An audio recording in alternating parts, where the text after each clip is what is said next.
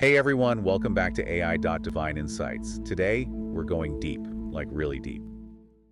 All right, so, you're here because you want to really get to the bottom of things, right? Okay. You don't have time to read all the books and all the articles and everything. Right? You just want someone to distill it down to the good stuff. Sounds No, like that's what we do here. And today, we are diving deep into the Song of Moses. Okay. And that is from Exodus chapter 15. Right. And this is a really cool piece of writing because it's like a song, It is. that comes out of this huge moment in history. Oh yeah, absolutely. And I think it's important to remember that historical context, right? We're Yeah. talking about the escape from Egypt, Right, the parting of the Red Sea. I mean, this is a world-altering event for those who experienced it. for sure. So this song, it's not just some detached, historical account. Right. It's raw. Yeah. It's an emotional and spiritual response to this incredible deliverance from Pharaoh and his army. It's like they just survived this crazy thing and they're like, Yeah. let's sing about it. So we're going to dive into this song and figure out why it resonated with them back then and what it can tell us now. Okay. You're going to look at the themes, the way it's written and what it meant to them, way back when. Sounds good. And since, it's all connected, we'll also touch on Miriam's song and what happened right after at Mara and Elim. Yeah, you can't really understand one without the other. It's all part of this, same powerful narrative. Yeah, yeah. You go from this overwhelming triumph to, the nitty-gritty realities of survival. Yeah, oh, we're free, but now what? Exactly. Okay, so let's jump right into the Song of Moses. And those first few lines are so powerful. Oh, yeah. I will sing to the Lord, for he has triumphed gloriously. The horse and its rider he has thrown into the sea. I mean, talk about starting strong, All right? right. It's not oh, maybe I'll sing. It's boom, I'm singing. It's a declaration. Yeah. It's an act of praise, and the imagery, too, right away. Yeah. The horse and rider thrown into the sea. It's so visceral. It immediately, hits you with the scale of this victory. Yeah, yeah. It's complete defeat for the enemy. Yeah. I mean, imagine witnessing that firsthand. Oh, my gosh. Yeah, just seeing the,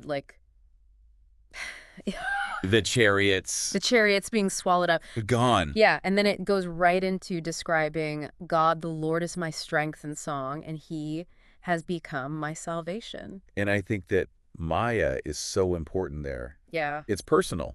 Yeah. It's not just a general, we all got saved kind of thing. Yeah. It's each person is feeling God's strength individually. Right. And saying you are my salvation. You rescued me. It's a personal relationship. It's this intimate connection forged in this crazy experience. Okay, and then it gets even more intense, right? With the Lord is a man of war. The Lord is his name. That's powerful stuff. Right. And it's interesting because, we think of God in a lot of different ways. We do. But here it's this warrior God. Yeah. What do you think that tells us about how they saw God in that moment? I think it shows how active God was in their struggle. Yeah. This wasn't just a passive oh, I'll just kind of help you out situation. Right. This was divine warfare. God was fighting for them. Absolutely. And think about the Egyptians drowning. Right. Their chariots, their Yeah. captains all gone. It's the symbols of their oppression were destroyed. Wow, yeah. God's not afraid to step in and fight injustice. Okay, so then we get to this part where it really emphasizes God's power. Your right hand, O Lord, has become glorious in power. I mean, it's all about God's hand, acting, doing things. Yeah, the right hand is a big deal in a lot of ancient cultures. Right. It represents strength, authority, taking action. And here in this song, it keeps coming up. Yeah. This motif, Yeah. it shows us God's might at work rescuing his people. Right, and it's you can picture it, You can. this powerful hand reaching down and saving them. It's a tangible image of divine power, and it would resonate so strongly with them. Totally. Okay, and there's this line that always blows me away. With the blast of your nostrils, the waters were gathered together, the floods stood upright like a heap. What some serious imagery, right? Right, it's not just oh, the wind blew or whatever. It's God breathed and the waters obeyed. Yeah, it's taking it beyond just a natural event, Right. It's emphasizing the miraculous. It's God controlling creation. Absolutely, and it's supposed to inspire awe. Yeah. It's look at what God can do. Yeah. This is impossible without him. Yeah, okay, so then we get this little glimpse into the enemy's mind right before they get wiped out. Oh, yeah. The enemy said, I will pursue, I will overtake, I will divide the spoil. It's like, we know what's going to happen, but they don't. Total dramatic irony, right? It is, and it makes the victory even sweeter. Oh, for sure, because you see their arrogance, Yeah. their boasting, and then boom, they're gone. He's like, haha, you thought. Exactly. It shows human power is nothing compared to God's power. And then the line that follows, you blew with your wind, the sea covered them, they sank like lead in the mighty waters. That's like end of story. That's it, game over. The wind, which, often represents God's power, becomes their downfall. Yeah, and the image of them sinking like lead it emphasizes how fast and complete their destruction is. There's no coming back from that. Nope. Okay, so then we have this huge question. Who is like you, O Lord, among the gods? And I think this is a big deal because back then, a lot of cultures had all these different gods. Polytheism was the norm. So for them to say there's no one like our God, it's like a bold statement. Oh yeah, saying our God is the one true God. Yeah, and then it lists all these attributes like glorious in holiness, fearful in praises, doing wonders. It's really setting him apart. It's drawing a clear line. Yeah. This is who our God is, and there's no one else like him. Okay, and then the song shifts a bit and starts talking about the future, like God leading and protecting his people to the promised land. You in your mercy have led forth the people whom you have redeemed. It's like looking ahead, Yeah, it's not just about escaping the past, but heading towards something better. Exactly. The focus goes from liberation to guidance and this promise of a future. And they talk about this holy habitation and the mountain of your inheritance. What do you think those represent? Well, I think it's the ultimate goal of their journey, a place of safety in God's presence. Like their new home. It is. Yeah. And that would give them hope and a sense of purpose, beyond just surviving. Right, like we made it out of Egypt, but this is where we're going. Yeah, this is the ultimate destination. And it's interesting how the song mentions the impact this is going to have on other nations, like Philistia, Edom, Moab, Canaan.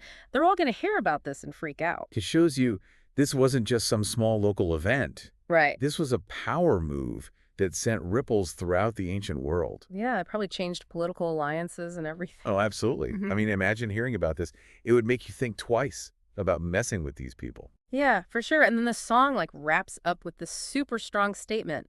The Lord shall reign forever and ever. That's the ultimate declaration of God's power. Right. It's not just for this one moment. It's forever. Exactly. It's saying God is in control, he's sovereign, and his rule is never ending. And then verse 19 just kind of brings it home. For the horse of Pharaoh went with his chariots and his horsemen into the sea, and the Lord brought again the waters of the sea upon them. But the children of Israel went on dry land in the midst of the sea. It's like, okay, case closed. It's a clear summary of what happened. Egyptians gone, Israelites saved. Mic drop. Exactly. So that was the Song of Moses. Powerful stuff. Absolutely. But right after that, we have the Song of Miriam. Why do you think there's a separate song here? Well, I think it highlights the role women played in this whole celebration. Right. Miriam, she's a prophetess, and she leads all the women in this joyful song and dance. It's like everyone's getting in on the action. Yeah, it's a communal expression of joy. Yeah. It shows how this deliverance impacted the entire community. And her song, even though it's short, it echoes the main message of Moses' song. Sing to the Lord, for he has triumphed gloriously. The horse and its rider he has thrown into the sea. It's a powerful repetition.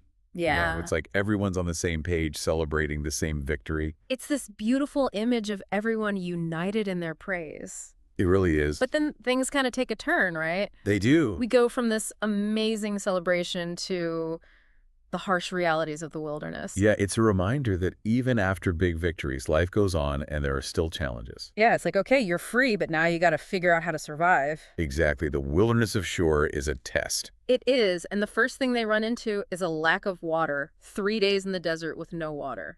I can't even imagine. It would be brutal, especially after what they just went through. Right, you'd think they'd get a break. You would. And then they finally find water at Mara, but it's bitter. Oh man, talk about a letdown. Right after all that, they finally find water and they can't even drink it. It's understandable why they complained to Moses. Yeah. It's like, come on, we just escaped Pharaoh. Can't we at least get some decent water? So Moses, being Moses, he goes to God. And God gives him a very interesting solution. What's that? He tells Moses to throw a tree into the water to make it sweet. A tree, huh? Yeah, I mean, it seems kind of random. It does, but I think it shows us that God can provide in unexpected ways. Right. Maybe that tree had some natural properties that purified the water, Maybe. or maybe it was a symbolic act, Yeah. showing God's power to turn bad things good. Right, to take the bitterness away. Exactly. Either way, it shows God's still taking care of them. He's resourceful. He is. So it's at Mara that God gives them a statute and ordinance and tests them. What do you think this test was all about?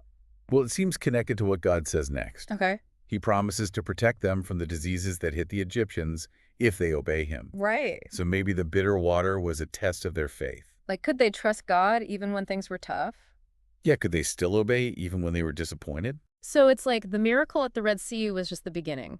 Yeah. Now they have to prove their commitment. Exactly. Their freedom came with responsibility. And the promise of healing shows them that staying faithful is worth it. Right. It's like God saying, stick with me and I'll take care of you. Okay, so thankfully the story doesn't end at Mara. They move on to Elim, and it's like paradise there. Oh, yeah. 12 wells and 70 palm trees. That's abundance. It's the complete opposite of Mara. What do you think the significance of that is? I think it's a reminder that God provides, even in the wilderness. Yeah. After the hardship at Mara, Yeah. they get this oasis of refreshment. It's a nice contrast. It is. And the numbers are interesting, too, 12 and 70. What do you mean? Well, they often represent completeness and fullness, Okay. So maybe it's like God saying, I'm providing for all your needs. That's cool. It's a picture of restoration after a trial. So we've seen the song of victory, the song of joy, and then these challenges and God's provision. What are your big takeaways from all this? Well, it's amazing how quickly things can change. Yeah. 1 minute you're celebrating this huge victory, and the next you're facing a new problem. Yeah. Life is unpredictable. It is, but we see God's power at work in all of it. Right. He's there in the big moments and the small ones. Absolutely. And the episode at Mara shows us that even when we're free, we still have to choose to trust and obey. It's a two-way street. It is. So as you think about all this, consider the times in your own life when you've had a big win, Okay. and then suddenly you're hit with something unexpected. I've been there. What were those bitter waters for you, and what was the unexpected tree that helped you through it? That's a good question to think about. Yeah. What are those sources of strength that pop up when you need them most? And how do you navigate those transitions from triumph to trial? Exactly. Yeah. Do you take the lessons you've learned and apply them to new challenges? Mhm. And how do you recognize the help that's being offered even when it comes from unexpected places? That's something to ponder. It is. Thanks for diving deep with us today. My pleasure. And we'll see you next time for another deep dive. Sounds good. Also, please like and subscribe to AI.DivineInsights for daily podcast episodes. See you next time.